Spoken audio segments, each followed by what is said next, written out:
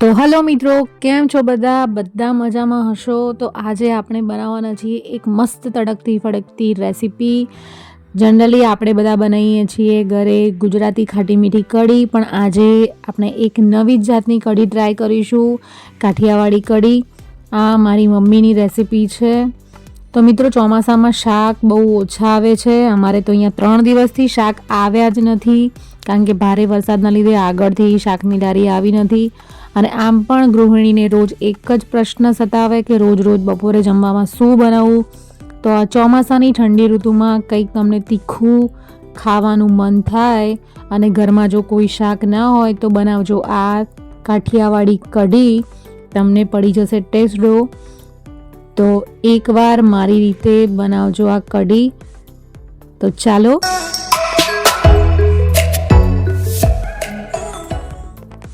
તો મિત્રો, આ કઢી બનાવવા માટે આપણે જોઈશે તો છાશ બહુ ખાટી પણ નહીં લેવાની અને મોળી પણ નહીં લેવાની. એવી 500 ml જેટલી છાશ અહીંયા લઈ લીધી છે. અને એમાં મેં મોટી હોય તો 3 ચમચી અને નાની હોય તો 4 ચમચી જેટલો ચણાનો લોટ લઈ લઈશું. અને આ રીતે વિસ્કરની મદદથી આપણે સરખી રીતે મિક્સ કરી લઈશું. એક બાજુ પેન લઈ લેવાનું છે અને એમાં 3 મોટા ચમચા તેલ લઈ લઈશું. એમાં નાખી દઈશું 1 લાલ સૂકું મરચું, એમાં નાખી દઈશું જીરું, મીઠા લીમડાના પાન અને 1 ઝીણી સુધારેલી ડુંગળી આપણે અંદર એડ કરવાની છે. અને ડુંગળીને બરાબર સાંતળી લેવાની છે.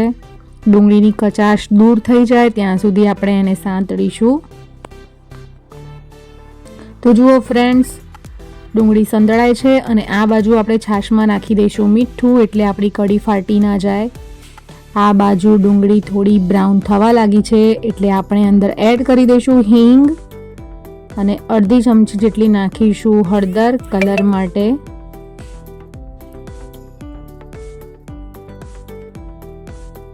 તો હવે ડુંગળી સંતળાઈને રેડી છે, એટલે હવે આપણે એમાં મિક્સ કરી દઈશું બેસન અને છાશવાળું મિશ્રણ.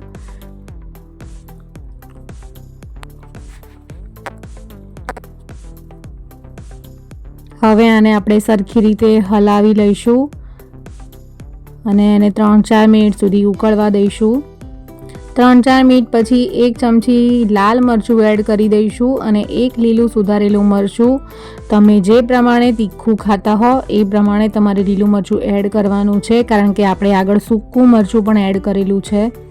હવે 5-7 મિનિટ સુધી એને કઢીને ઉકળવા દેવાની છે.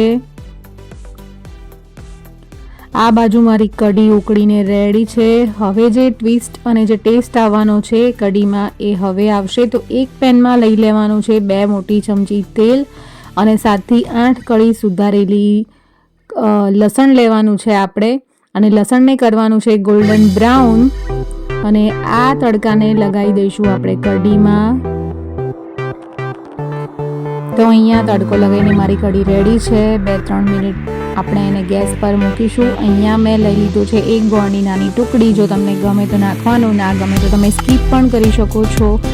2-3 મિનિટ પછી આપણી કઢી થઈ જશે રેડી. તમે આને રોટલા, રોટલી કે ભાખરી સાથે સર્વ કરી શકો છો ફ્રેન્ડ્સ.